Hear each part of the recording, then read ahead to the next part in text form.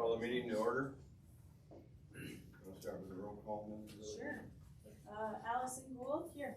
Tom Duster. Here. Scott Holwick. Here. Roger Lang. Here. Ken Houston. Here. Wes Lowry. Here. Kevin Bowden. Here. Jason Elkins. Here. Hope Bartlett. Here. Bob Allen is not here yet. Josh Sherman is not either. Heather McIntyre is here, and Councilmember Martin is not here yet. Chair, you do have a quorum. Just for everybody's information, in case you didn't know, City Council is going to choose the board member tomorrow. Our vacancy. So that decision will be made tomorrow night. Just find out then. Okay. Heather. Approval of previous month's meetings, minutes.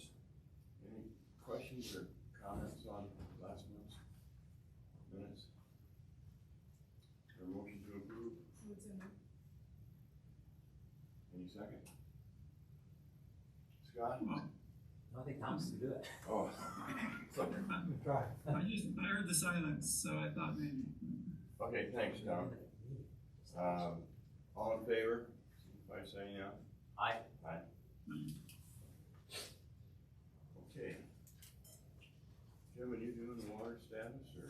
I could do that. This morning the flow at St. Vrain at Lyons was 16.5 CFS, with a historical average of coincidentally the same, about 16 CFS. The call on the St. Vrain this morning changed to filing number 2 with an admin number of 11,642 and a priority date of November 15th, 1881.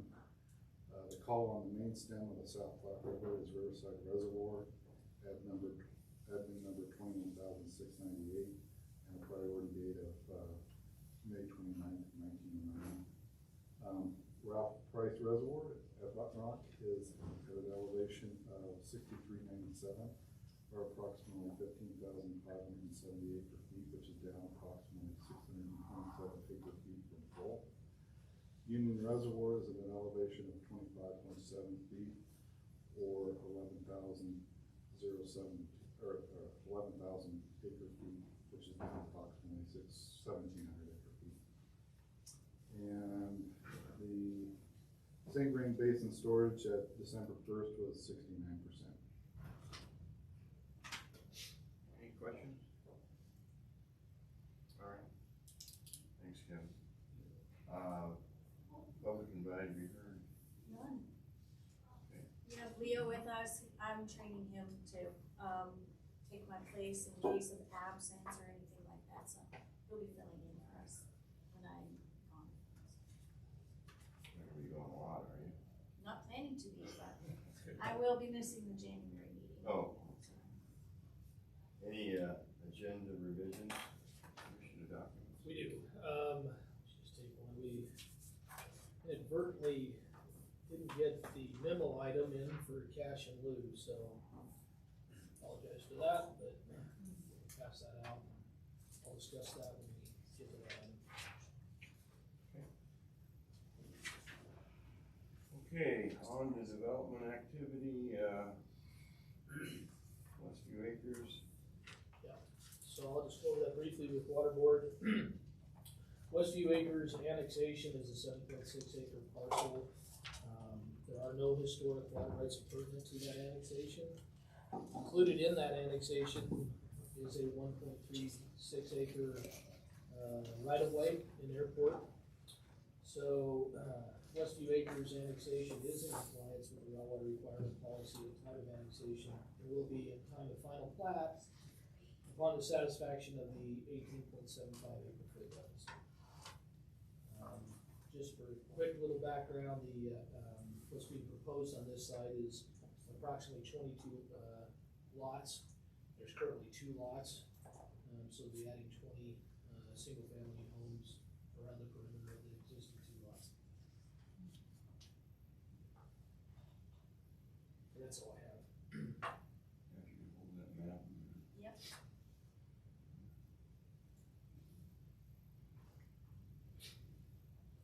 Can't be a whole lot of vacancy. The way sorry. lots out that way, I wouldn't think, but even single family lots. That's what's being proposed. They put a concept plan at annexation and that'll be fleshed out at plating. Any questions from anybody concerning this? Sorry, Go ahead. is there already a residence? There's two. There's That's where you see those two little Okay, lines that go up, they go to the two existing residences at this time. that makes sense, and they're gonna break it up, they don't know how many yet. The plan is right now, those two lots, existing lots will stay, and then around the perimeter will be an additional 20 lots. It's pretty dense. Yeah, it's not as dense as some areas, I mean, but it's commensurate with probably the surrounding area. Isn't it?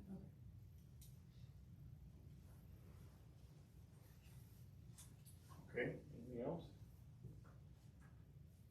Or motion to approve? So moved. I would second. All right, moved and seconded. All in favor, say aye. Aye. Okay. Cash and lieu. So, yeah, I'll take that, Roger. So just, this is gonna look very similar to what you saw in the last quarter. That being that, as a reminder, cash and lieu, is presently at $48,500 per acre foot, and that was based upon, council's recommendation to set that based on the entire cost of providing a full acre foot of water to the city portfolio, more specifically as it relates to the Windy Gap project as being the principal project. We had thought that there might be some more financial information coming in from the northern staff that's managing the project. However, at this time, we're still waiting on that. That kind of ties to the Colorado River Connectivity Channel project that was going around. We've talked about that a little bit in the past. We're using, the project is using some of its reserves to cover project changes and cost increases.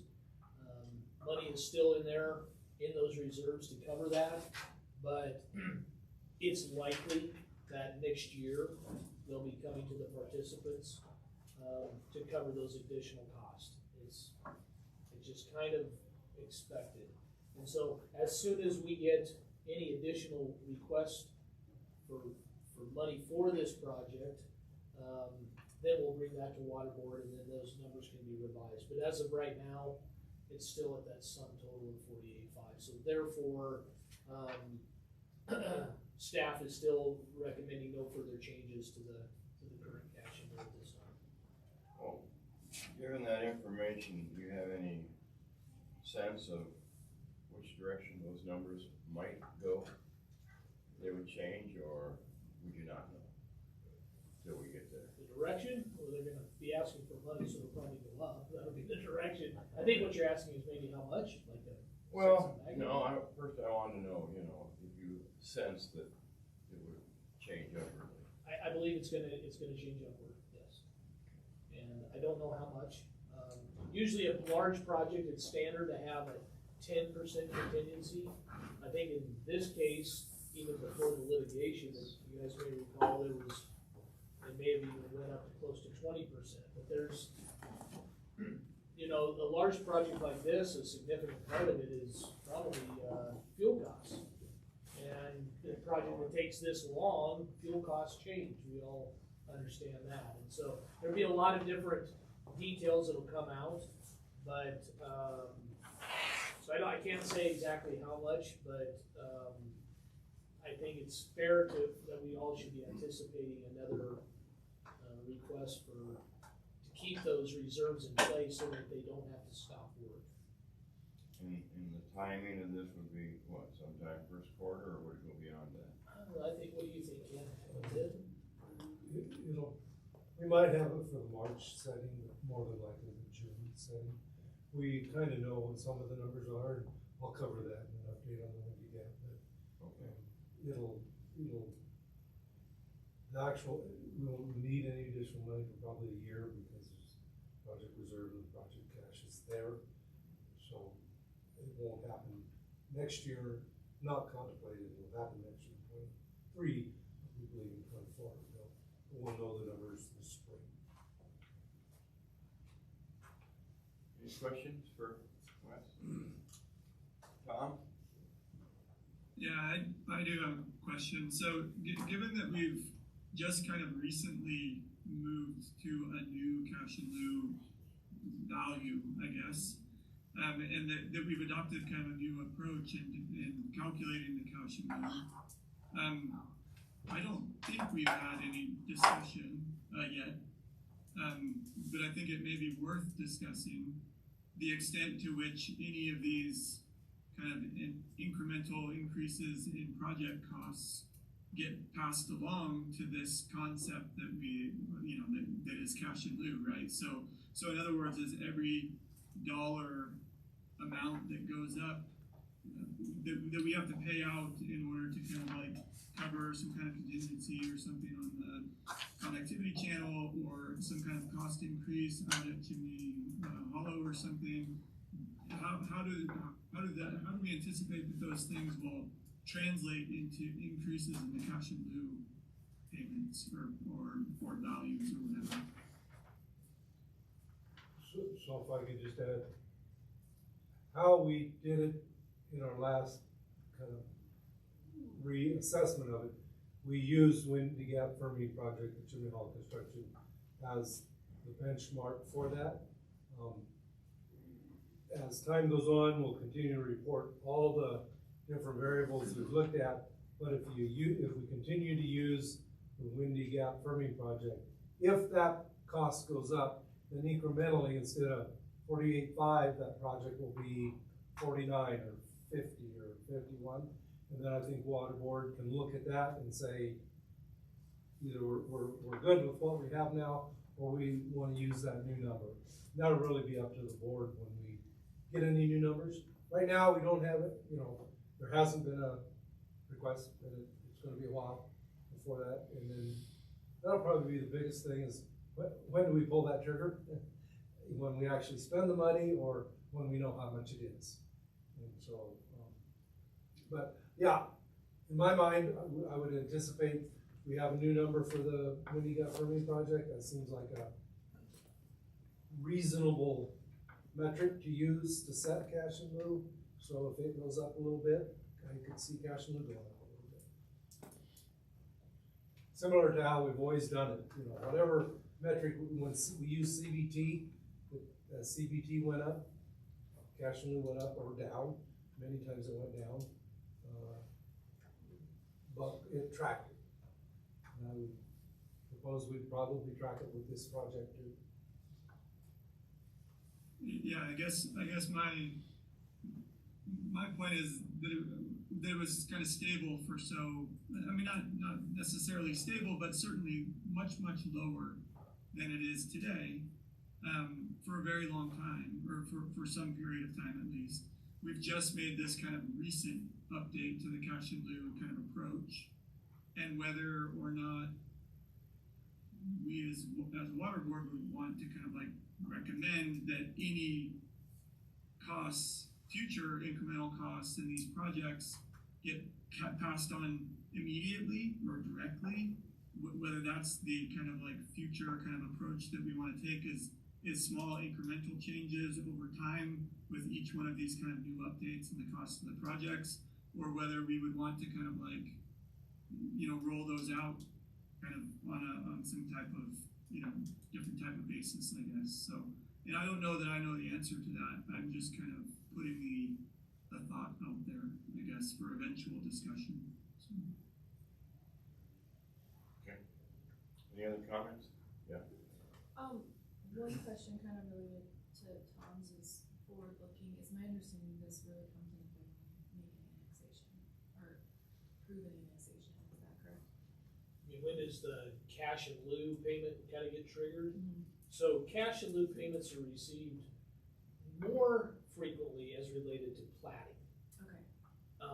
the raw water requirement policy affords a developer, once it has been annexed, to satisfy all the remaining deficit for that annexation.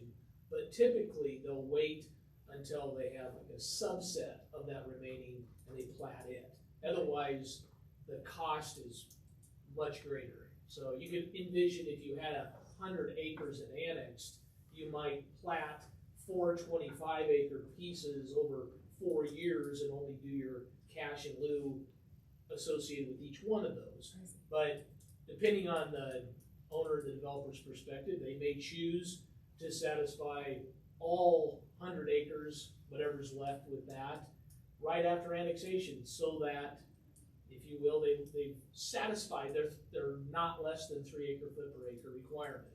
But and we've had that occasionally, but it's usually been when the historic water rights have nearly satisfied all the deficits, because it just makes more, I'll call it marketing sense, to say there are no further raw water deficits due, instead of saying you've got a small little fraction. But each annexation is unique for sure. Okay, thank you, that's really helpful. So if I understand this correctly, we've got kind of 2 different categories of property within Longmont city limits that could trigger this cash in lieu. One are things that have yet to be annexed, and 2 are things that have been annexed but have yet to be platted. Do we have a sense of how much area that is, and if so, how much we would be looking at for current rates if we maintain 48.5, or if we do what Tom suggested and kind of move out further, so we had maybe like a high growth scenario or low growth scenario, and just kind of game it out a little bit in terms of the actual order of magnitude on these 2 categories of land? Yeah, so we do have a gross idea. So we based upon the current Longmont planning area, we know how much area within that planning area has not yet been annexed. And then we also have a pretty good idea of what the historic water rights are associated with that. So then removing that from the equation leaves the remaining amount. But each property is unique. So you can look at it on a gross scale, but probably a little bit of emphasis added. The policy is an area-based policy, not a use-based policy. So I know we talk a lot about, high density versus low density or whatever, and then I also remind the board that there is a piece in the existing raw water requirement policy, so that if any parcel shows to use greater than 3 acre-feet per acre, then they have to bring that additional water to the table to satisfy that additional amount. So I don't have that number in front of me to say how much less the historic water right is there. I think we could probably get I could probably give you a general sense maybe next month of what magnitude you're talking about. But again, also got to keep in mind that the policy allows them to bring acceptable non-historic water rights. So it may or may not be cash in lieu that we receive to satisfy that deficit. Yeah, that's a good qualifier. I'd be curious about that figure, just to kind of get a sense of. We have all of that in a GIS format as well. It's really hard to not look at it in the GIS format. We'd be happy to bring that up, not right now, but at a future meeting, we'd be happy to bring that up, and sometimes it's us for you to see where it is and how much, and it gives you a sense of, compared to everything visually you can see. So if you're interested, we'll be happy to bring that. Yeah, I post it. I think that'd be a good thing. I think we'd all be interested in it. We will do that. Okay, great question. Okay, did we take action to approve this? I don't think so. Is there a motion? We're not changing it though, we don't need a motion. I don't think we need action. All right, all right. We made it. Very good. Change that. All right.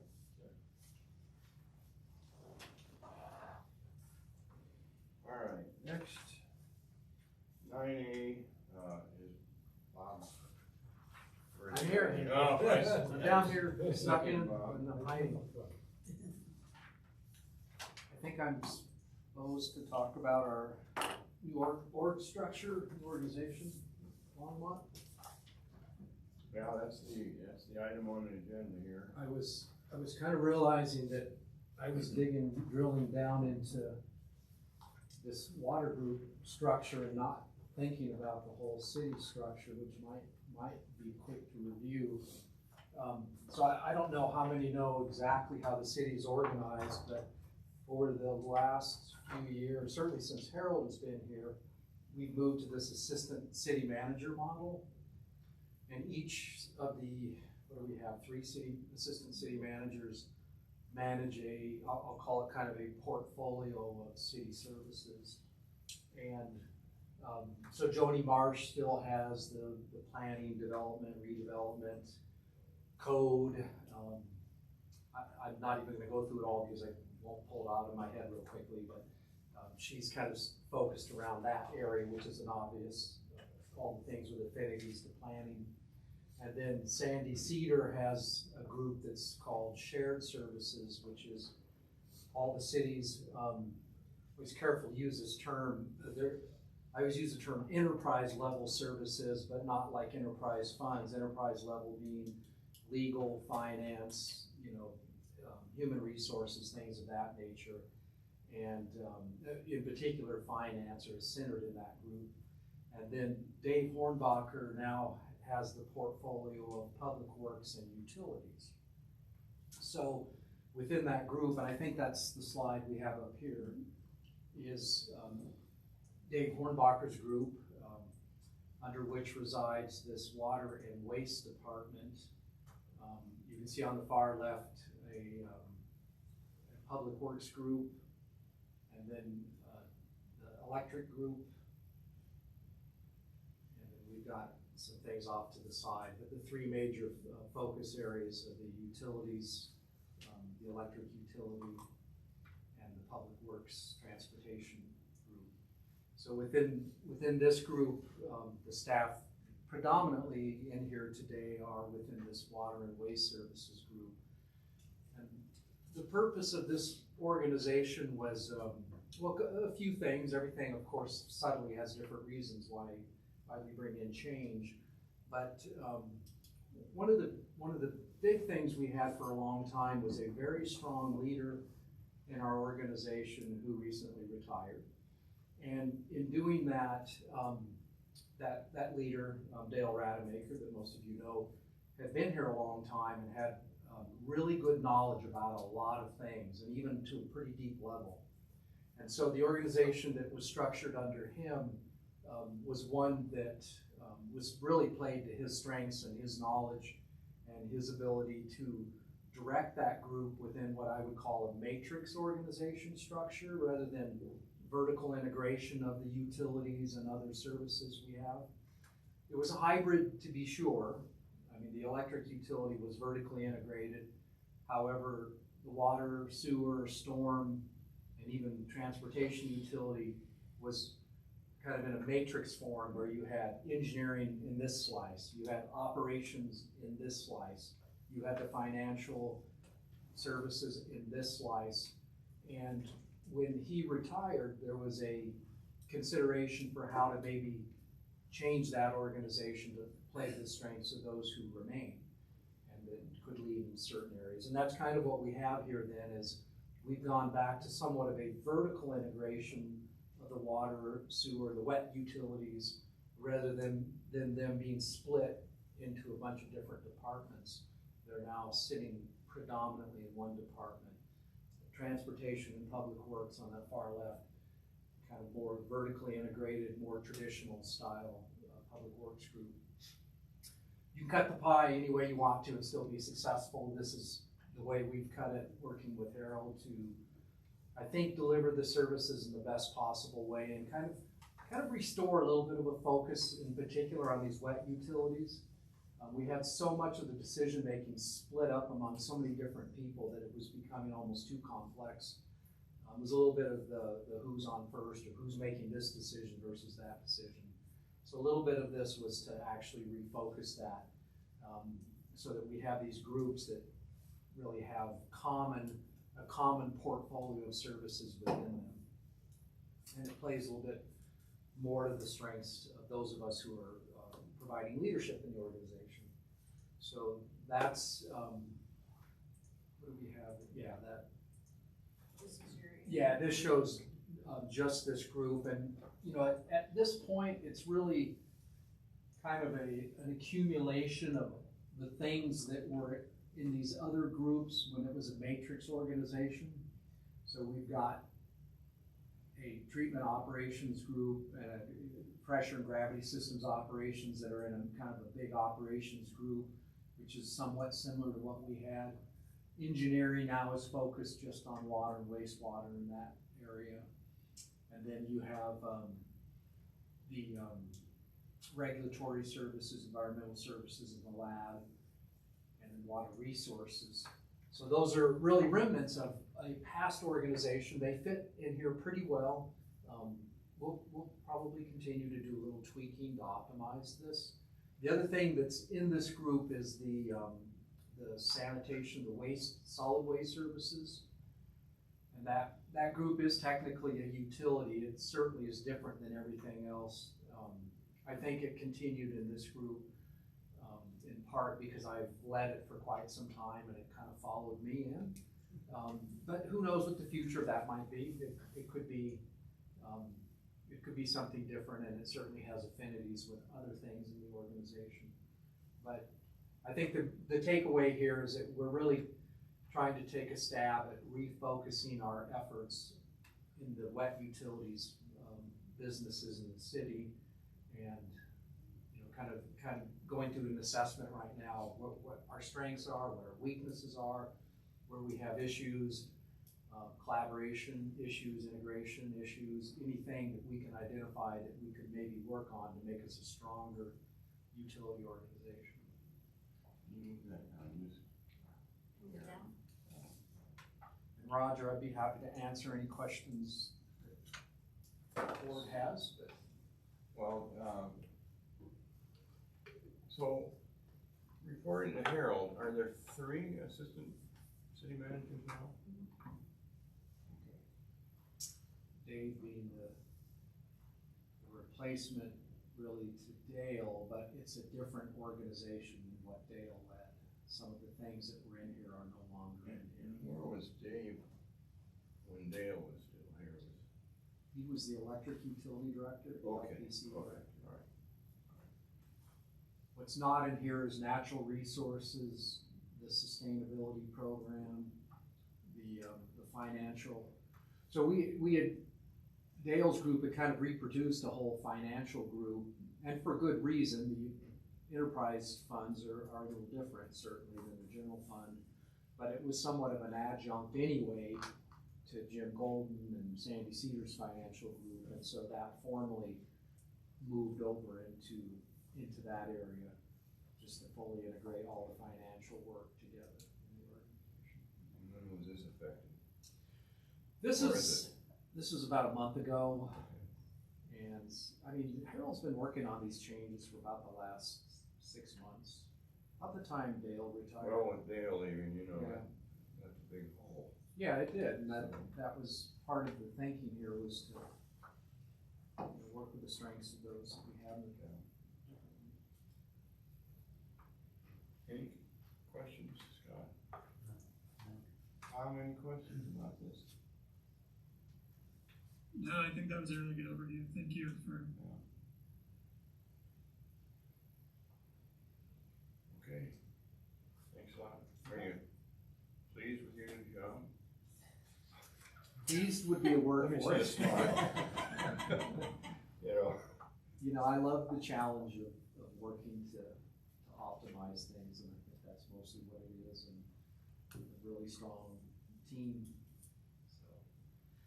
Well, congratulations is the word, but anyway, thanks, Bob. So maybe the short straw. All right, appreciate it. Josh, I don't know who Josh is. This is 9B, I guess. Josh, you're running that project on a hill. Yes, sir. Jason had asked, my name's Josh Sherman. I'm a civil engineer with Public Works, currently managing the city's Price Park tank replacement project. So up at Sunset Street in the golf course area. Doing some work there to replace our existing treated water storage and distribution facility at that location. I have a brief presentation if you're interested in, it's one that I've given before, so you might have seen it if you've been involved, been in attendance at the public meeting where the city presented earlier this year on this project to the public. But Just 1 minute, Josh. you bet, I think it'd be helpful. you bet. Oh, that's okay.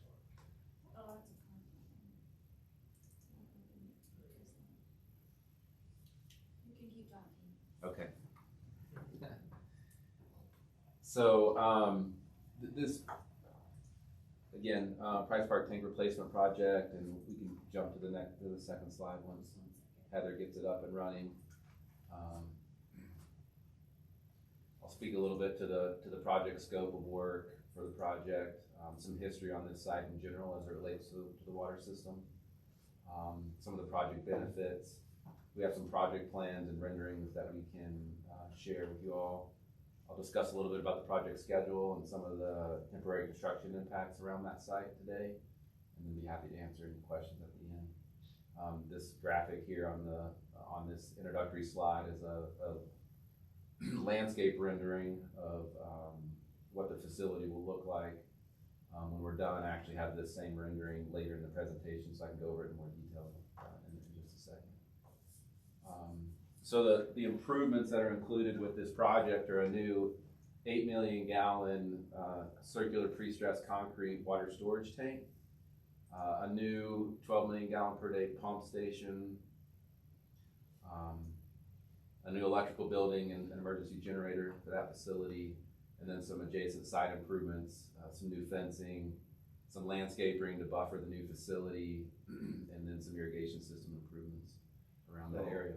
What's the existing capacity of the tank up there now? Sure. So the next slide shows the scope of work, which includes demolition of the 2 reservoirs that are there today. There's an existing 7 million gallon reservoir that was in service, and then an existing 2 million gallon reservoir that was not in service. So both of those are being demolished. There's a pump station actually at that site that has not been in operation for several years. It's also being demolished, along with a few miscellaneous outbuildings and some limited tree removal. The existing water tower, so the elevated storage tank, is not being impacted with this project. And then additionally, there's some water line replacements around the facility, so in Sunset Street and Sunset Circle, and then in Sunset Pool parking lot, to help replace some of the transmission lines and distribution lines that help feed water into and out of this particular site. A lot of people talk about that existing water tower. We just use it for antenna placements, basically. That's right. So it's no longer in service, and as it relates to the water system, it hasn't stored water for several years or decades, but it is still part of the city's infrastructure as it serves as a communications tower for emergency operations. Kind of a landmark, really. And it's seen as a landmark by the community. Yeah. We can find a way home. You use it?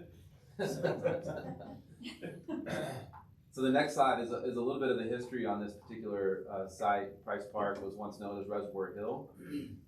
The first 2 million gallon reservoir was constructed in the late 1800s. And then subsequently in 1922, the original 7 million gallon reservoir was constructed. And then in the 1940s was when that water tower, the elevated storage tank, was constructed with a pump station. As the city continued to grow from the original town to the north and to the west, there was some need there to provide some additional elevated storage for pressurizing the distribution system in those new locations. And then in the 1950s, the original 2 million gallon reservoir was replaced. In the late 1960s, roofs were installed over those reservoirs. So you can see in the picture in the bottom right is likely the 2 million gallon reservoir.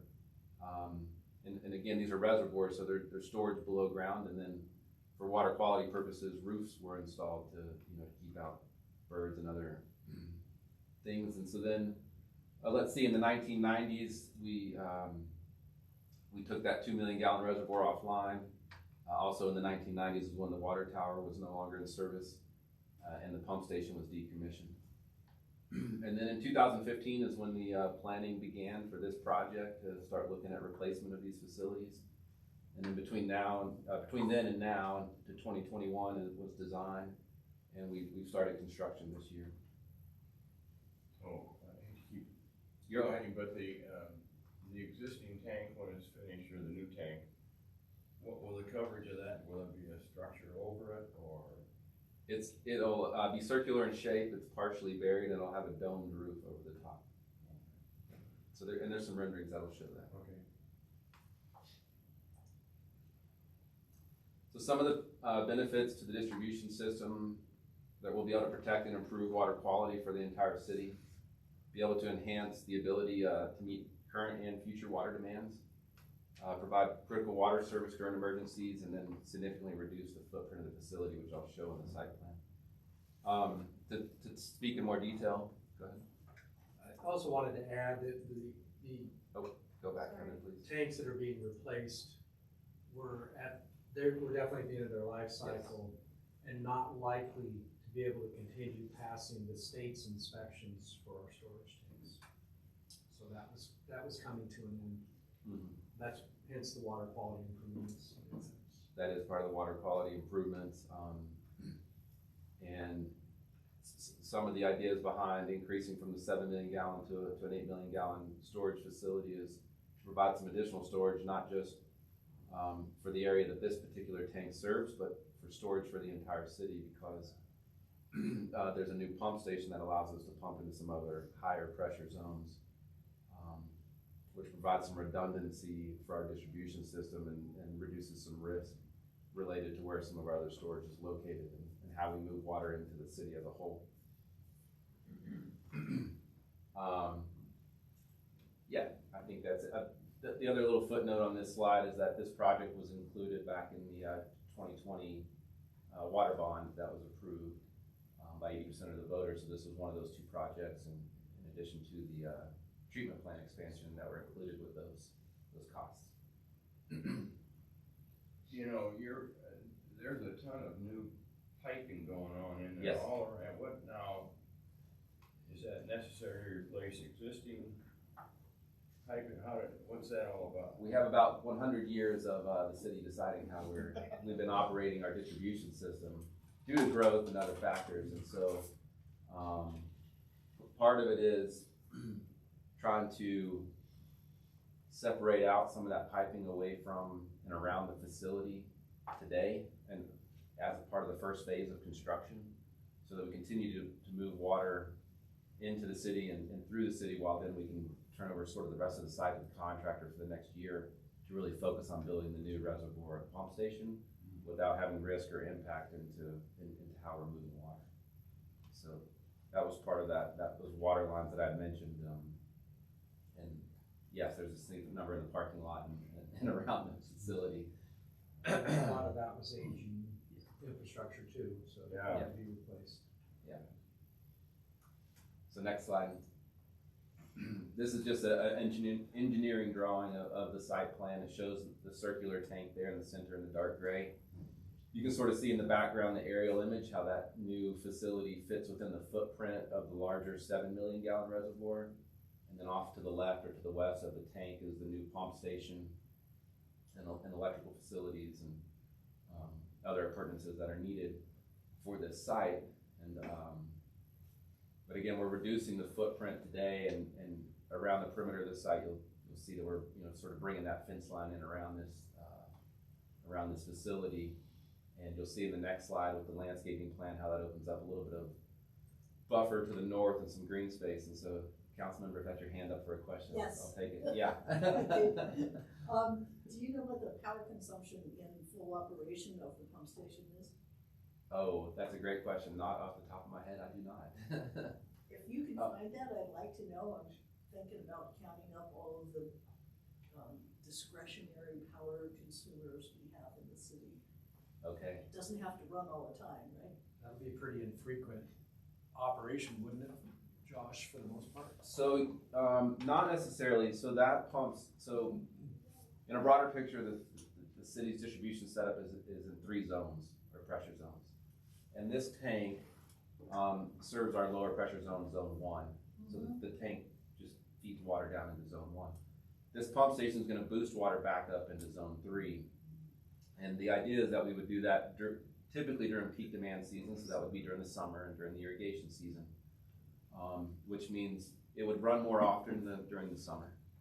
And whether or not there's a need to run it in the winter is yet to be determined. There may be a need to run it in the winter, not necessarily because of the demand in zone 3, but to maintain water quality in that tank and turn over that water, because there's not a lot of demand down in zone 1 to do that on its own. And in the summer, would it run most of the time, or does it run when something needs to be pushed? It'll run when there's a demand, so when something needs to be pushed. It'll cycle. Yeah, it won't run 24/7. Right. What's the capacity? 12 million gallons per day. Our Skyline tank currently operates that way, only in the summer, and the pump cycle on exactly for that reason. But our system is, if I may add, is predominantly a gravity flow system, all the way from the headwaters that we get our waters from down in through the city. In the past, we ran the Wade gas water treatment plant in the summer months and had to lift that water with pumps up to the north tank. So ever since we've stopped operating that facility, we've had significant reduction in power usage. And the addition of this pump station and running Skyline still wouldn't equate to how much we had to once pump from that plant, which was 24/7 for the months it operated. Thank you. So again, this is just more of a detailed rendering of the landscaping plan. A couple things I'll point out is there is a designated park, Price Park, immediately to the east. By removing the 2 million gallon reservoir and pulling back the fence line, it'll open up some open space there to the north of the tank. The area that sort of looks gray to me in this picture is turf grass because of that park use.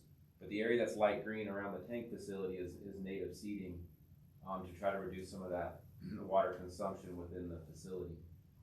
And then, like I mentioned before, we provided some landscape planting, trees and shrubs to buffer the new facility from the right of way, whether that's Longs Peak Avenue, or from the residential use to the north, some of those subdivisions.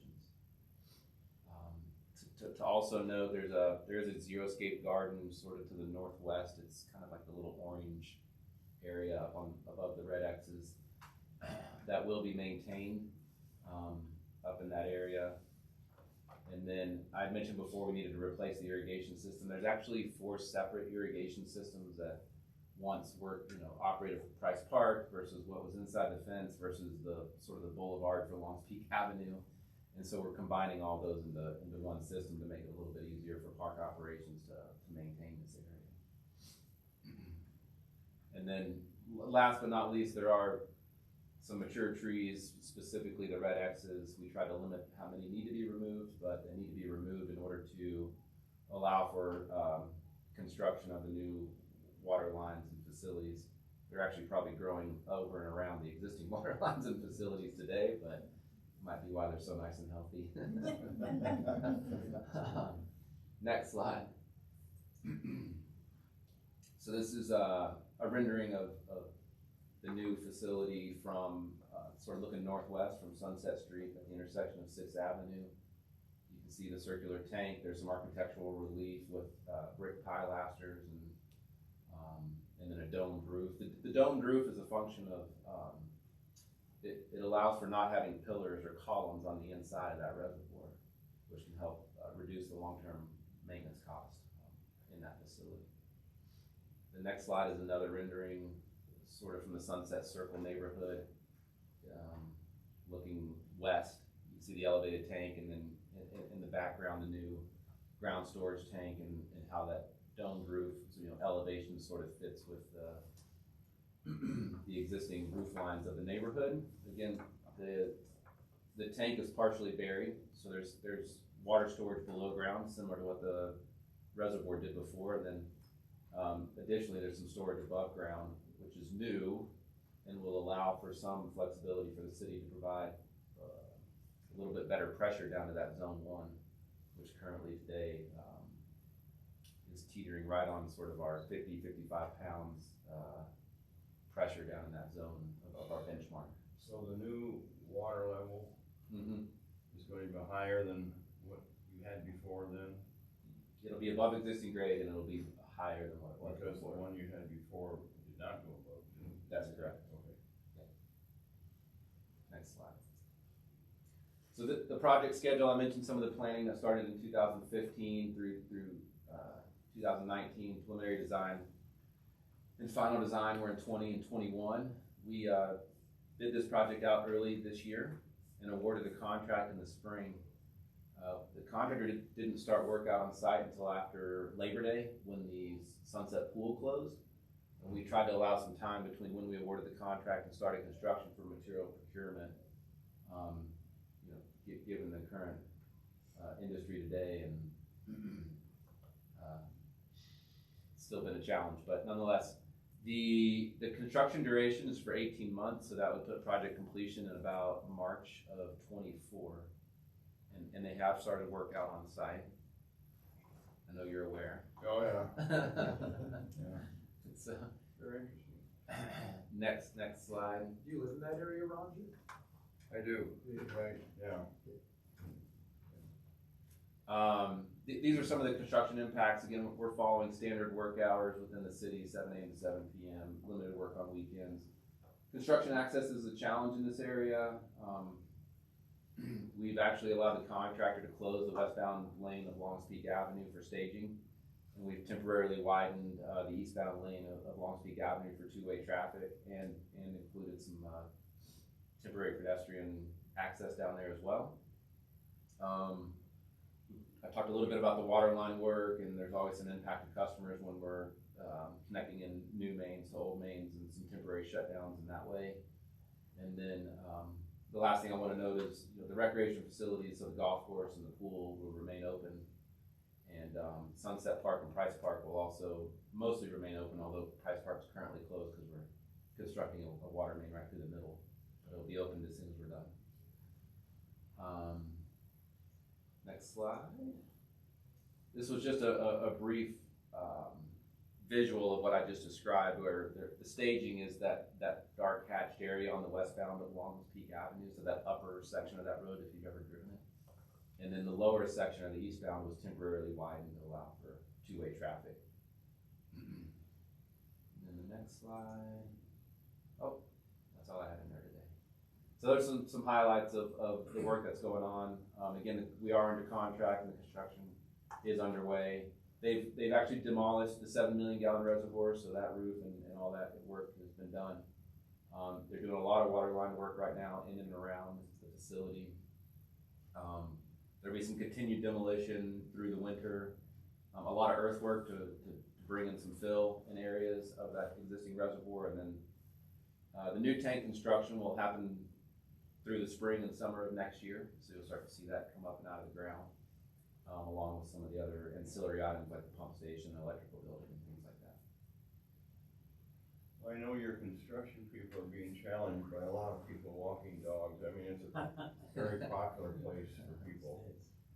And they've been very nice about it. I mean, I'm glad to hear that. they get a little nervous walking behind some of that equipment, but people stay away. But it's really, they've been very congenial.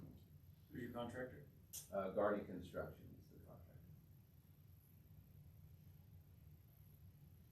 Any other questions? I feel compelled to ask, could you potentially return to slide 9? Is that on the website? Yes, I think the last slide showed that we do have a website. These slides are up on Engage Longmont as well. We have a project hotline, so if any of the public out there has any concerns or notices anything, they can call the hotline. That's on this. There's some signage out there as well that has that number, and then my contact information as well.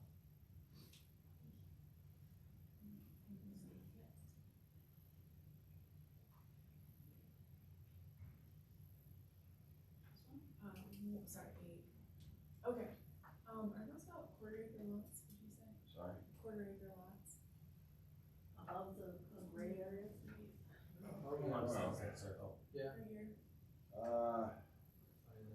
Well, And I don't know for sure exactly. They're pretty good sized lots. Okay. I guess, so just to clarify, this is gonna be natural seating, this is gonna be sawgrass? Yes, We're adding in about an acre and a half of sawgrass. we are adding in sawgrass, yes. Have we, Don't know the total acreage. just for water consumption purposes, is that a consideration? You know, we work with natural resources and they do not have a master plan for Price Park and Sunset Park. So Price Park sort of is the designated area to the east. And then Sunset Park is that little facility out by the golf course clubhouse. And they do not have a master plan yet, you know, for ultimately those two facilities. And we've talked with them about that. You know, long term, how does this new area integrate in with that? As an engineer, my sticking point is that's water department property, and although we also don't have a master plan that might tell us what we need to use that for, we may need it sometime in the future for water purposes, and if we call it a park, we may not ever get that use back for water facilities. So we've had some of those high level conversations, but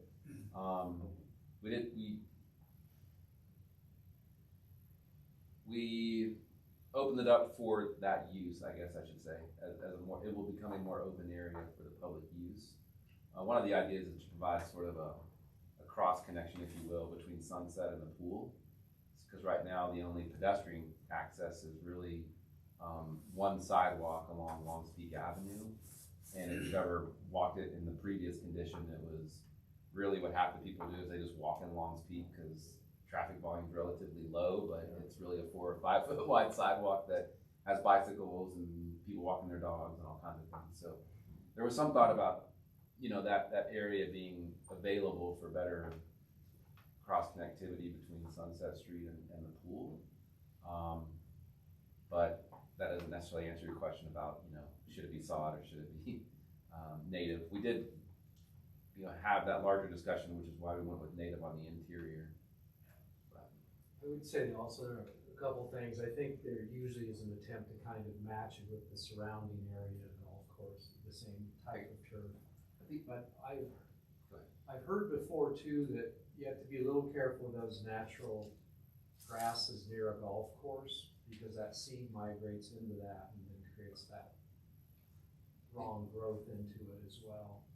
I don't know if that was a concern here. This is east, basically downwind of the golf course, so that shouldn't be a big problem, but in some areas, those buffer strips can cause those types of problems. Sort of two other factors, and I don't know that it shows up very well on that particular slide, but that area north of the new tank will be sloped because the existing tank sort of set up a little bit on the hill compared to where the park elevation is.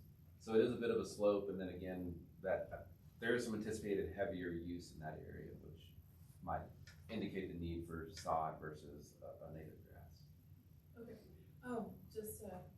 we all, here at Longmont talk a lot about removing sod. Mm-hmm. And they're trying to encourage a lot of the people in Longmont to consider doing that. Mm-hmm. So I kind of wonder how the city putting in a bunch of grass would translate to that other side of our mouth we're talking about. Sure. Yeah, it's a good question. It is sod inside the fence today, so the footprint's obviously different with 2 reservoirs and the limited amount of sod that is in there, but it is sod inside the fence today, and that has been changed. So it'd be interesting to do the net calculation on how much additional sod is being added, if any. But, what's the timeline in terms of the turf restoration there? Right. So the impacts to the 2 parks. I'm just gonna pick it up. It's easier for me. They will restoring those so that we can get them back opened up in the spring. So this has got water line that they're constructing now, which is why sort of this whole area is closed. But I've asked them to repair this and repair the work up at Sunset, so that this spring and summer those 2 areas are opened back up. So there's not a lot of time to waffle in terms of what goes in. Well, no, there is up here, because today this is where the 2 million gallon reservoir sits, and the contractor has been allowed to have the use inside the fence, so the fence line's sort of here today. So they're gonna need all of this area for construction. So even once they demolish out the 2 million gallon reservoir, they're gonna be, the way they construct these circular tanks, there's gonna be concrete casting beds on site and things in that area before this gets re-landscaped. So But it's there's gonna a be a focus. blasted waste for a while. It is. The focus is just to reopen up the park use as soon as possible, but not inside the So facility. we could go native in that There large is, area. there is still some time to make that decision, yes. Josh, what would that do to the project and project timing? You'd probably wanna, if that was gonna be changed Mhm. on recommendation, you'd wanna know that by, what, a year from now, 6 months from now, yesterday? The sooner the better, always in construction. Yeah. But we do have some time.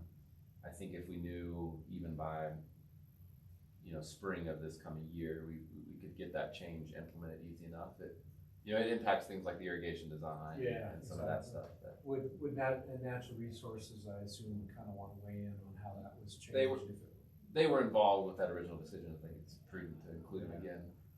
So if there's a recommendation here, the sooner the better, and then we could vet that with natural resources. What would be the area approximately? I mean, the area like acres.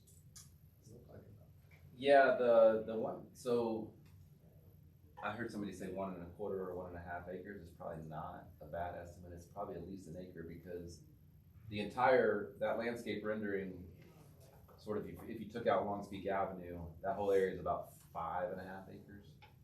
So again, I don't have the exact number off the top of my head, but That's why you were asking about lot size, isn't it? Cause you were trying to. she was puzzling how many can fit in there. Yeah, cause that acre and a half looks like it'd be pretty credible guess, right? Yeah.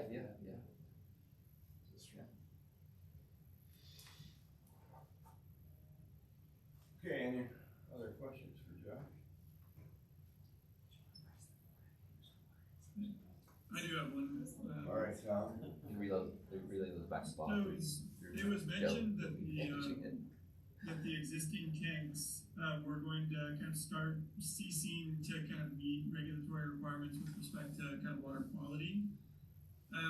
Just out of my own kind of curiosity and interest, what are the types of things that start to show up in like those water quality tests, or what types of parameters are the ones that start to kind of come out of spec with older tanks?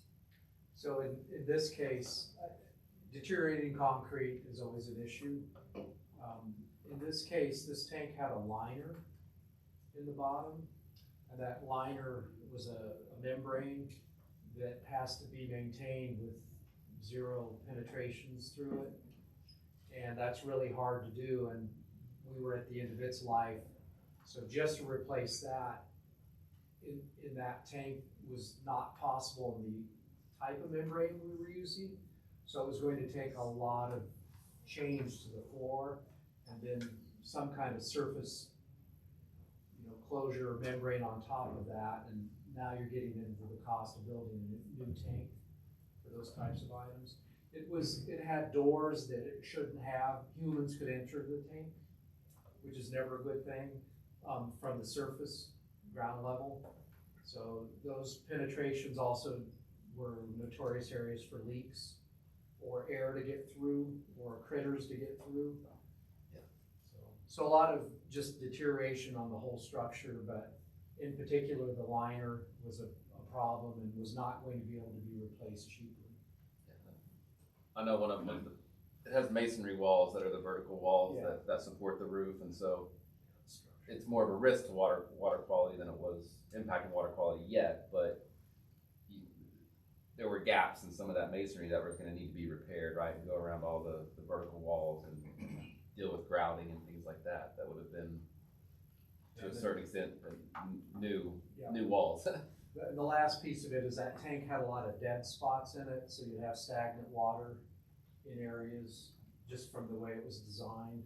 And so eliminating things like that are pretty important to us over time. Us Okay, too. yeah, okay, thank you. Anything else for Josh? Thanks, everybody. Yeah. Thank you. Wish you the best, Josh. Appreciate it. Thank you, Josh. Thank you. Jason? Yes, sir. What do you have for us? I just got, 2 quick updates for you. So I received 100% plans for the, WTR 112. That is our, North St. Crane pipeline replacement project. And so that's for that, I think it's about 17 to 1800 linear feet, somewhere around there, of pipeline that needs to be replaced as part of that CIP. And that's everything that's basically within CDOT right away within Highway 66, just east of Lyons.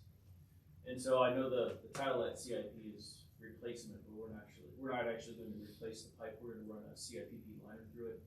So long story short, got 100% plans for that. We're going to be starting in January next year. We're going to start going out to bid for that. Those funds are the project's fully funded.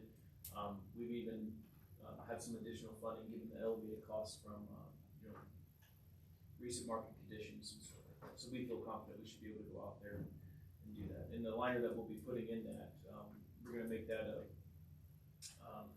an NSF approved liner. So it'll meet drinking water standards, even though it's on a raw water pipeline. So there's some additional funding in there. So for that.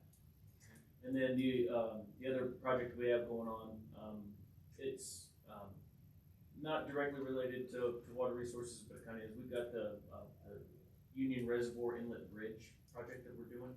And so the initial plan was, I don't know if you've been out there recently, but it's, we've got the culverts and the inlet channel. And that's really just, it's falling apart. It's not very safe. We've got some water quality issues with that. And it's one of those things where sooner or later that it's going to fail, somebody's going to get hurt. So we're going to install a bridge. And that bridge actually, we'll be able to incorporate that bridge if we get some funding and move forward with the reservoir enlargement project. So we'll be able to pick that bridge up, and raise the abutments up and reset it down. So that construction starts in January, and it's expected to last about a month to 2 months.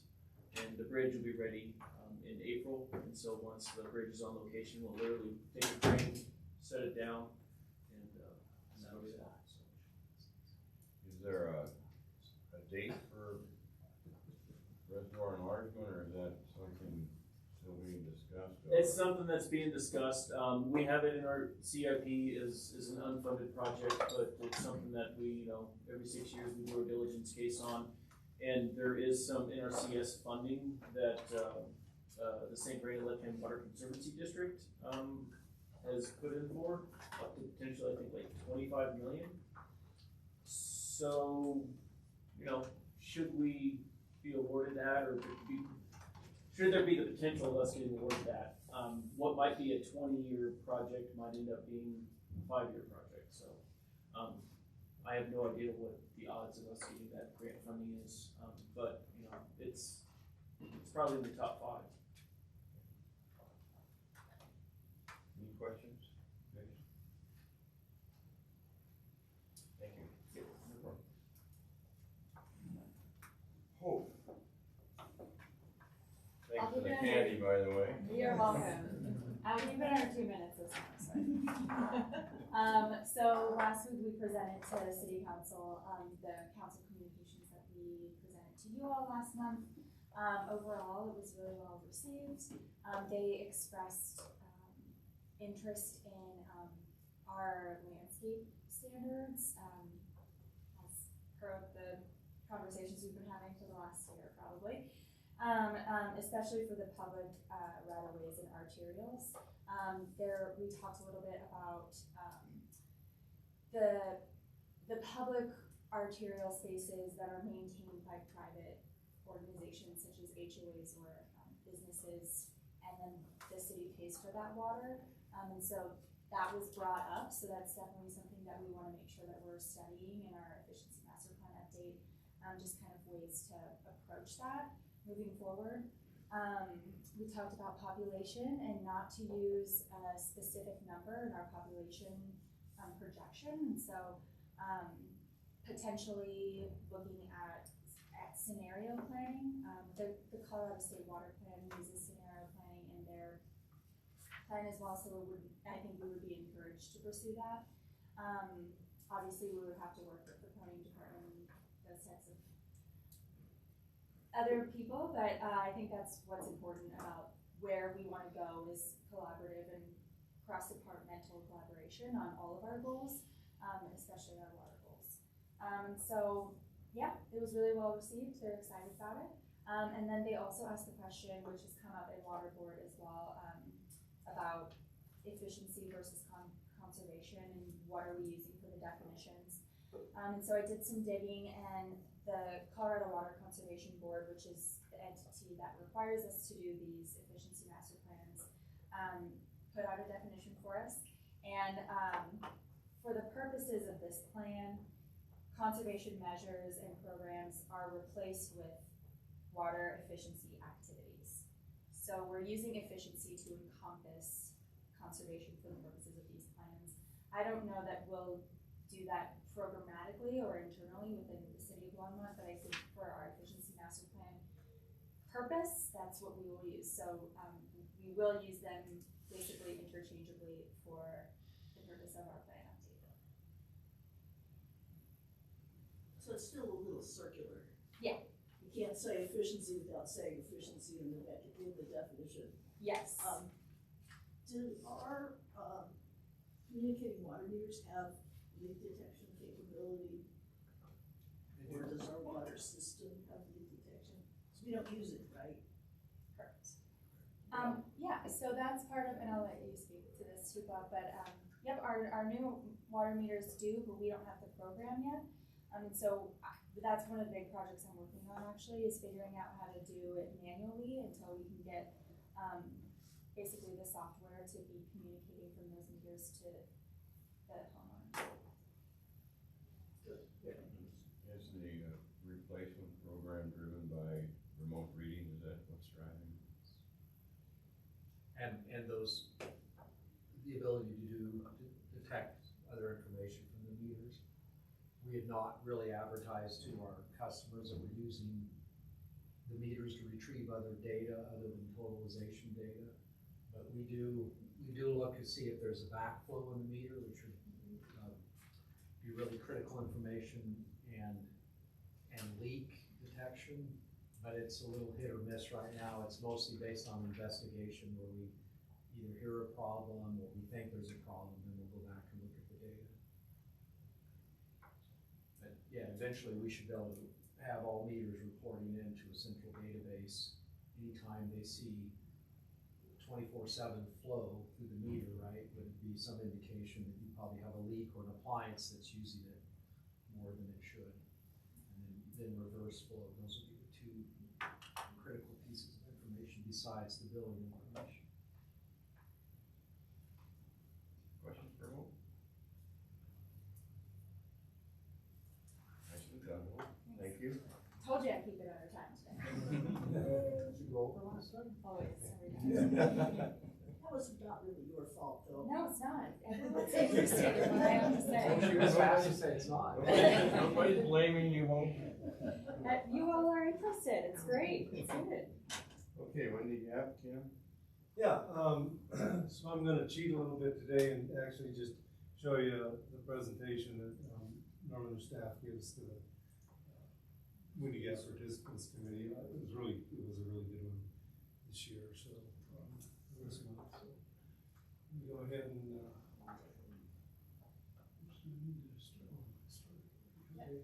so just a quick update on the so I'll start with this photo just because I really think this is a cool photo. This is actually middle of the night. They're fully operating 24 hours a day up there now. So that so much work to do. You gotta keep going. You can really see the site lit up at night, and of course you can see Longmont and North Denver on the right, and Loveland, and on probably Third Grade on the left side of that photo. So kind of a neat perspective of the project. The most important part, of course, is where are we with the dam.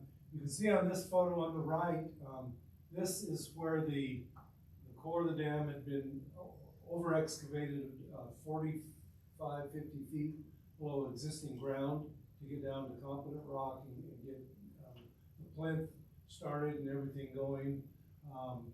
If you look, this is looking towards the east, the right abutment. This is the steep side of the reservoir site. This is very steep as you get up here. This part of the plinth is completely done now, and they've switched over and they're working on the west side of it, which is still a lot of work to do up there, and it's still fairly steep, but this was the really critical part. So good to see that. If you look here at the bottom, 42 feet of the dam has already been constructed, so that's not insignificant. This on the left is a photo of the actual machine, the laydown. This particular machine lays both the hydraulic asphalt core, which you're seeing here in the middle, as well as the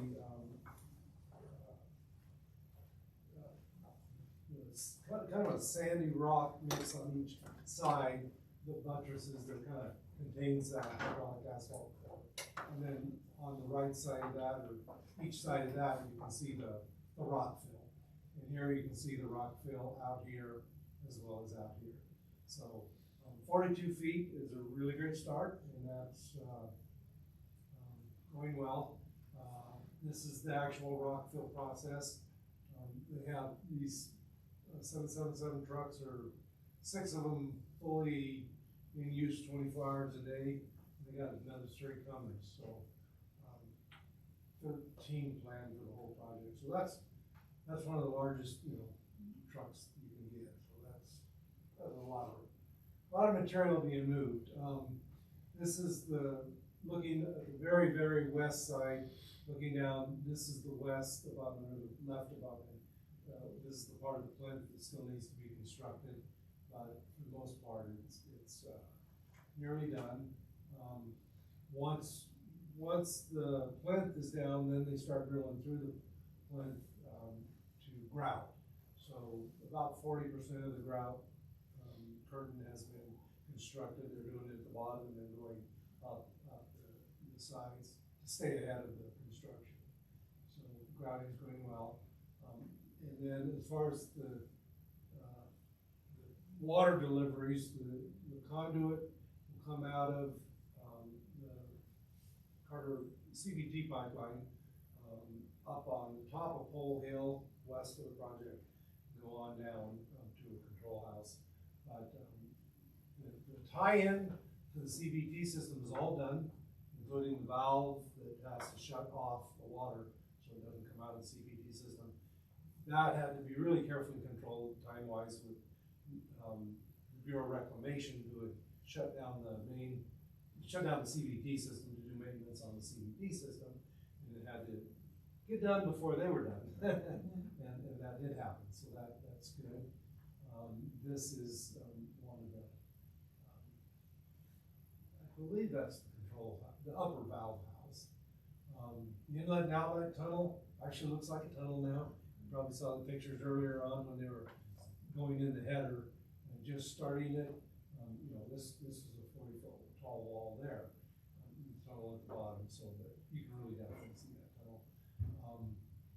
And end of November is 27% complete. They're now getting close to the valve chamber in the middle, so they're just now starting to come in from the upstream side.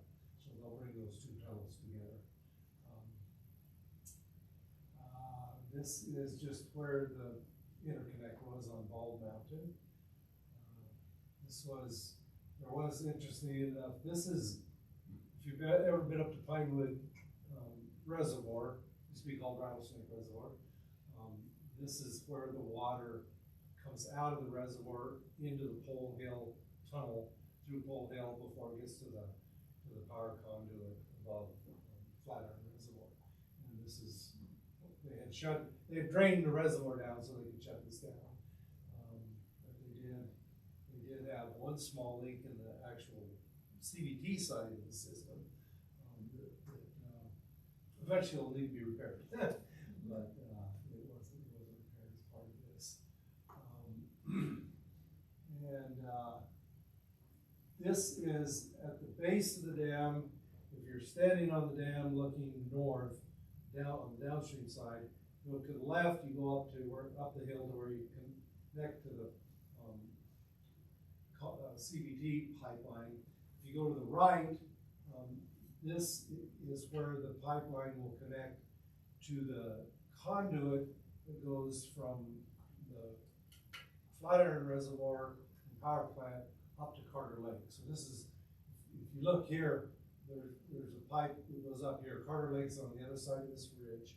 This pipe goes up the hill and into the bottom of Carter Lake, and water actually comes at the bottom of Carter Lake when it fills Carter Lake. This will be interconnected so that if there's ever a problem at the Flatiron power plant, and it has to be shut off, we did have that. There's 3 units in there. One of the 3 is a reversible turbine that can pump up or take, deliver water down and generate electricity. That blew up about 10 years ago or so. So we were out of water. Couldn't get water in Carter. Luckily, Carter had plenty of water in it, or we wouldn't have been happy. But that was recognized as a weak spot on the entire CDG system. So this will allow water to come out of Chimney Hollow and go up by gravity to Carter. And if Carter's down, and Chimney Hollow's out. But it's just a redundancy. So that's starting. And then they've excavated on the downstream side of the dam for the valve house. So this is where all the water will be controlled. Coming down from the west, you can see the penstock for the Flatiron power plant here. Way up here at the top of the hills, where this pipe will come out, come down here, and then the water can either go from here into that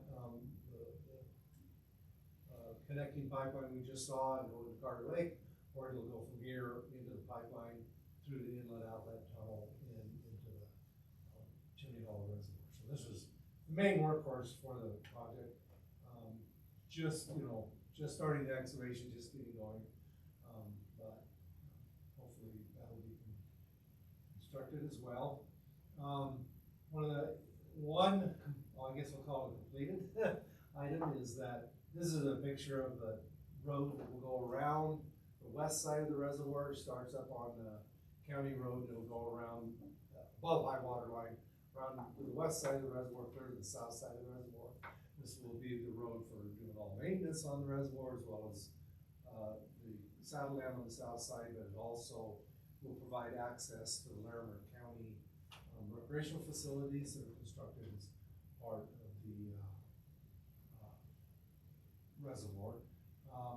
Just some of the key milestones: the first hydraulic asphalt started October 15th.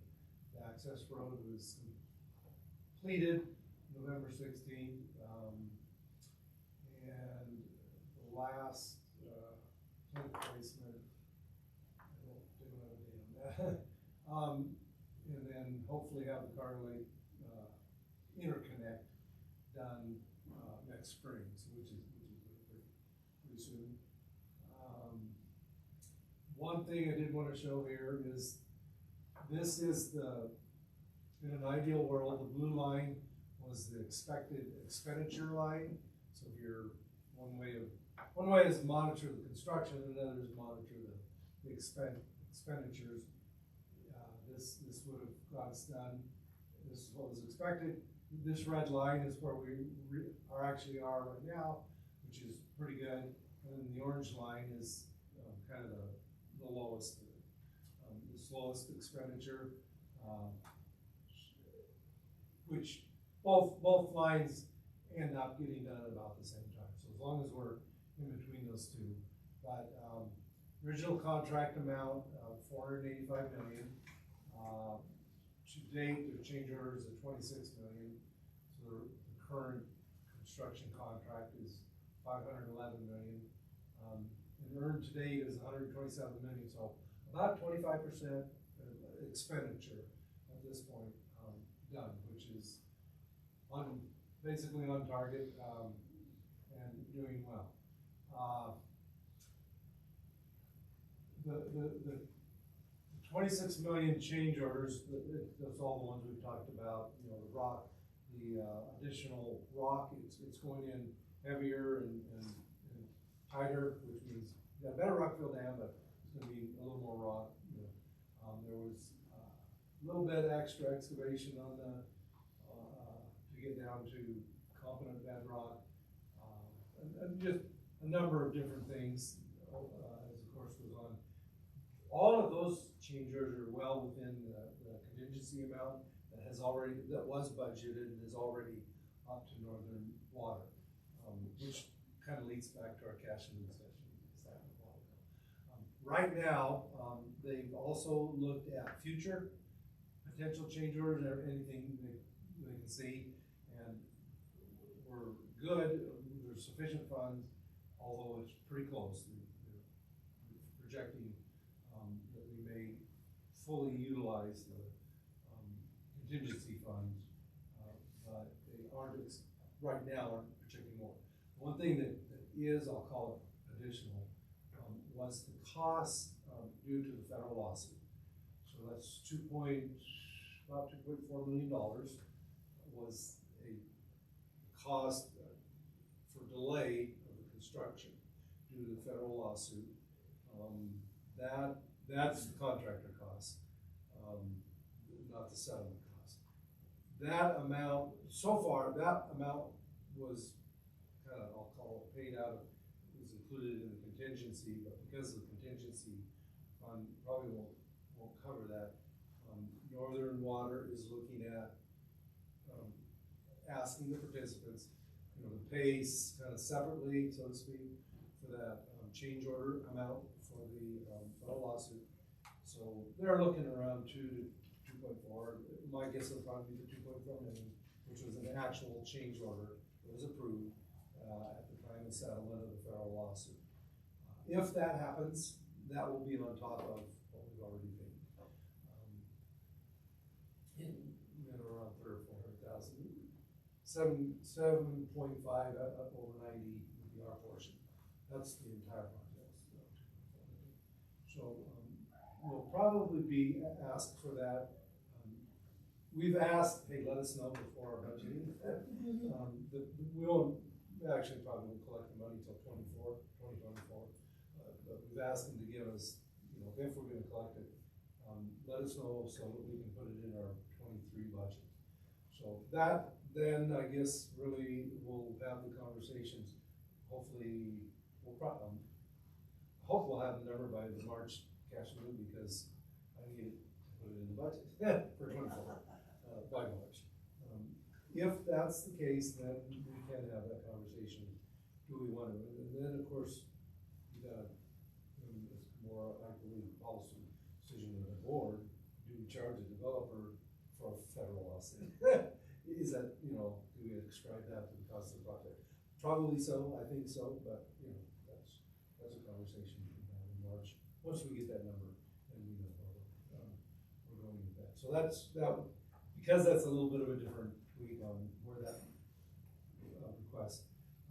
Certainly hope that the remainder of the project and the expected change orders, won't get us over what the original project bid and cost and contingency was. But that's kind of where we are right now with budget. And this is just a copy of the actual executed change orders to date. Both already done in the future. And then a second, because I like these photos, I don't know why. They're gorgeous. Yeah, impressive. They're just really neat and impressive. The first one showed Dale flying to Cancun in that airplane. I saw, yeah. That was. Did he come back? Not saying Henderson does not show him coming back, right? Yeah. That's a good place. He is back. Questions for Ken? Anybody? That's a good presentation. Well, how was his presentation? That's good. Those costs, I assume, spread through the participants based on the percentage of what they signed up for. Sure. Spread that way, so. Yeah. And it's really, that is all coming out of the money we've already transferred up there, so. Yeah. Rather than just pays for it, allocates it, as they spread it. All right, very good. One thing I always ask, somebody, Joe Public, wanted to get a view of that. Is there a public play up on the hill? Can they, your pointing that out, that way up on top, there's some kind of access, is that true or not, or is that There private is. property or what? Yeah, so there is a, what they call Chimney Hollow overlook. One of the properties up on the east side, basically on the hill between Carter and Chimney Hollow, there's a property that came all the way down the side, and it came up for sale, so it was purchased by the project, because it actually went down into the reservoir site, had to be bought anyway. That has been turned into an overlook. Actually used to, they had a few tours last, fall, but the road was in such bad shape that they shut it all down, and they're rebuilding the road. And then once it's done next spring, they're going to reopen for tours, so the public can get a tour, go up and overlook that. You can see some of this, actually just going up the county road. You just drive up the county road from Flatiron Reservoir, park on the side of the road and take a look, you can see it from the distance, but the overlook on the east side is the best place to see. There are no in-valley tours anymore, they're just, because of the construction, one of those trucks would, as a demonstration, they squashed the pickup. Flat as- Alright, so sometime in the spring they'll be reopening that? They'll be reopening and people will be able to go. You know, I still encourage everybody to look at the website, Chimney Hollow Reservoir, cause you can see all the pictures, but you'll actually be able to go out and sign up for tours. Very good, thanks a lot, Ken. Alright, moving on, items from the board, any major projects or items tentatively scheduled for future board meetings, any comments about that, is that basically unchanged? Yeah. We'll just be coming probably in January with some water legislation, because that's getting old. Okay. Alright. Item 11, informational items, anything on that item? That was in the packet. Okay. And items you can see what are tentatively scheduled for future board meetings, so. Alright, any other comments before we adjourn? Everybody have a holiday, by the way, so. Okay, we're adjourned, thank you. Thank you, Roger. Okay, Don? Bye, Tom. Hi, Tom.